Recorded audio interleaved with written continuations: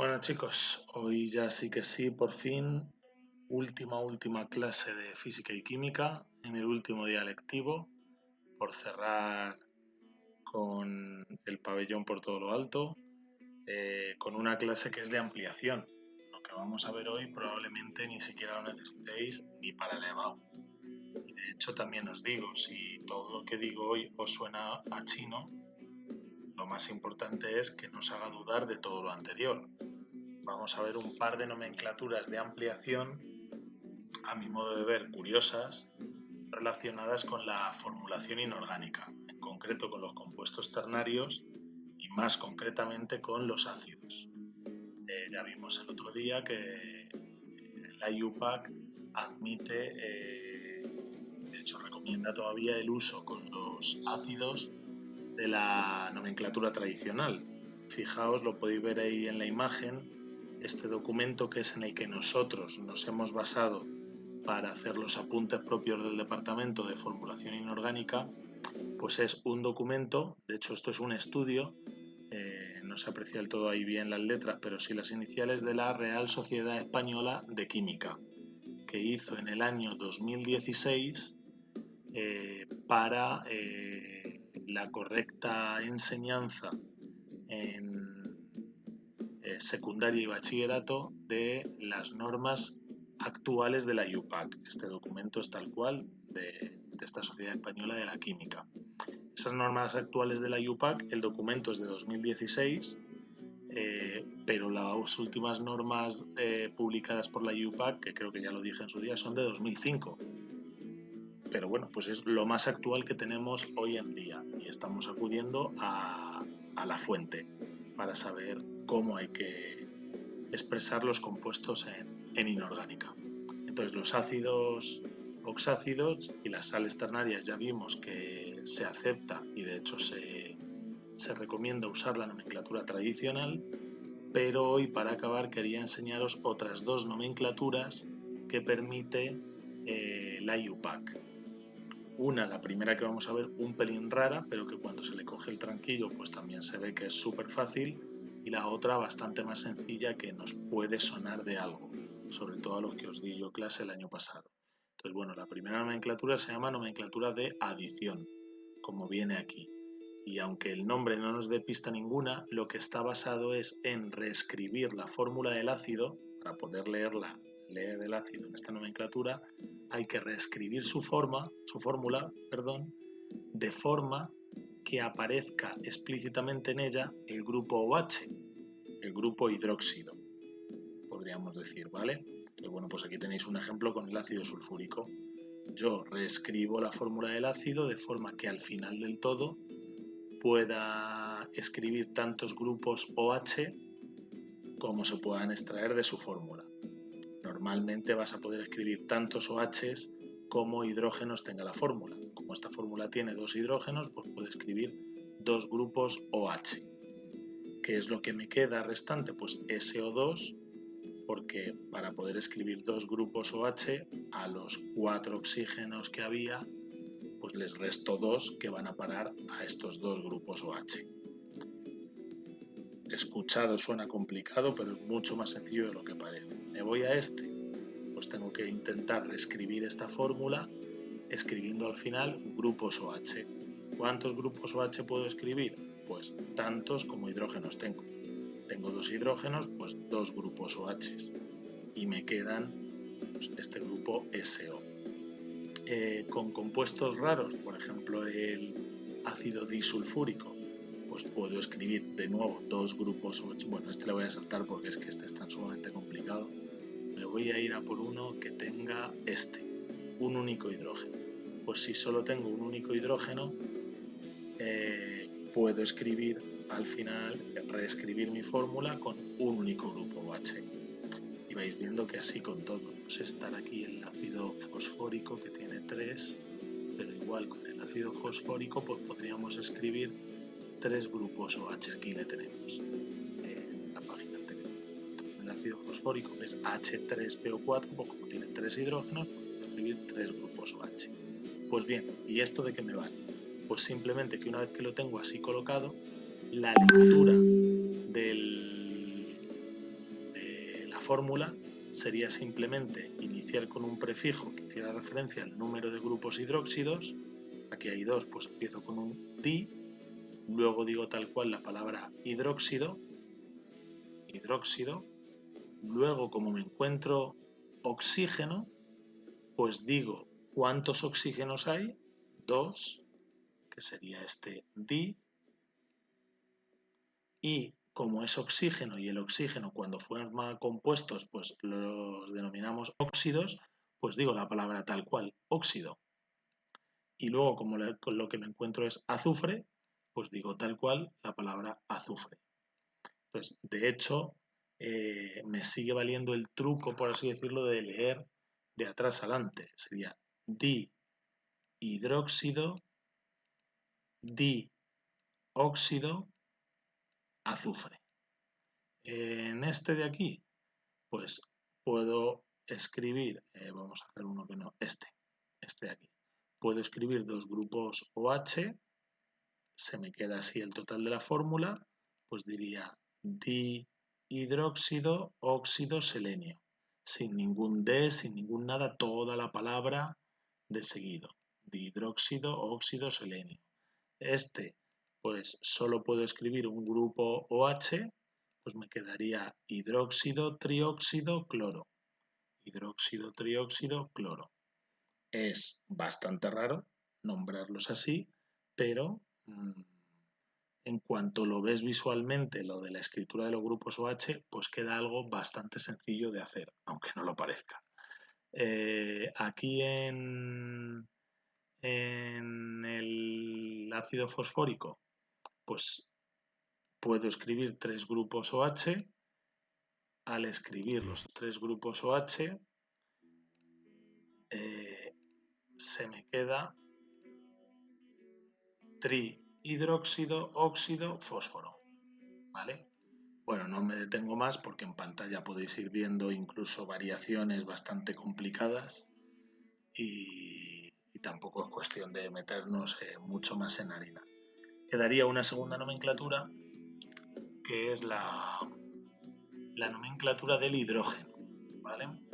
Entonces en esta nomenclatura, igual viene aquí, lo único que hacemos es empezar con la palabra, en estos ejemplos que se entiende mejor, empezar todas las fórmulas con la palabra hidrógeno, que curiosamente se le quita la tilde, esto no es una falta de ortografía, sino que es que nominalmente va sin tilde, o no, mejor dicho, normativamente va sin tilde, en esta nomenclatura, hidrógeno, si hay 2, pues dihidrógeno, y luego todo lo que nos encontramos después lo encierro entre paréntesis, acabándolo en no metal en ato, ¿vale? Hidrógeno manganato, hidrógeno tetraóxido manganato, ¿vale? Lo primero que digo es hidrógeno, pero luego ya me voy al final y me encuentro con 4 oxígenos, pues hidrógeno tetraóxido manganato, ¿vale? Aquí, pues dihidrógeno tetraóxido cromato,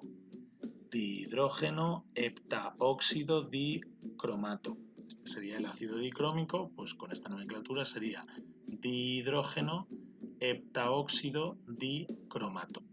¿Vale? Esto es lo que se llama la nomenclatura del hidrógeno, que como veis pues es también relativamente sencilla porque fijaos que no hace referencia a valencia de ningún tipo, lo único que tienes que hacer es leer lo que te encuentras empezando por el hidrógeno, pues digo cuántos hidrógenos hay, no hay posibilidad de duda, aunque un mismo elemento pueda formar 2 compuestos o 2 ácidos distintos, porque como veis en este primer caso empezaría diciendo hidrógeno y en este empezaría diciendo dihidrógeno, aunque el resto de la fórmula sea normal. Pues, luego ya digo, pues tetraóxido manganato, tetraóxido manganato, ¿vale? Lo acabo en ato independientemente de la valencia que tenga el no metal. Bueno, en este caso manganeso, cromo, que son los únicos ejemplos que nos han puesto, aunque aquí hay alguno más, pero todos estos son con carga negativa que nos puede liar un poco. Creo que aquí hay alguna fórmula más en este otro archivo, antes de pasar a esta, sí, aquí tenemos alguna más. De nomenclatura del hidrógeno, pues este sería hidrógeno trióxido nitrato. Hidrógeno dióxido clorato. Fijaos que ahí el cloro está con valencia 3, por tanto en tradicional sería clorito, pero yo lo acabo en ato. Todo va acabado en ato. ¿Vale? Trihidrógeno tetraóxido fosfato. Bueno, pues igual, a modo de curiosidad. Esta nomenclatura, la anterior no, pero esta nomenclatura a su vez se puede combinar en las sales ternarias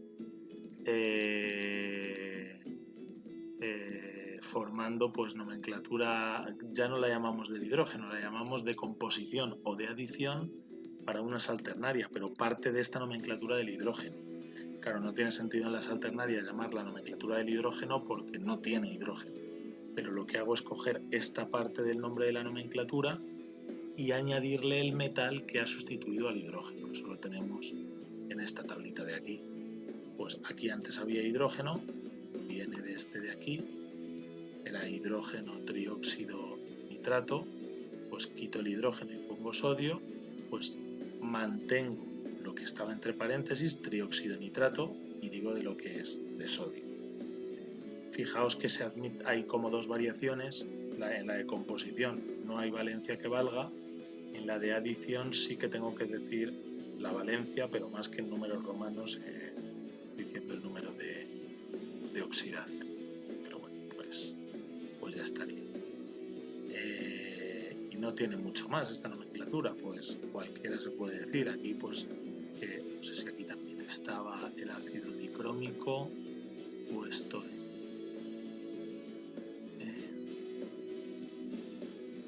No, estaba en este otro archivo. El ácido dicrómico, que era dihidrógeno heptaóxido dicromato, pues mantengo todo este nombre, heptaóxido dicromato, y aquí pues digo heptaóxido dicromato de dipotasio, ¿vale?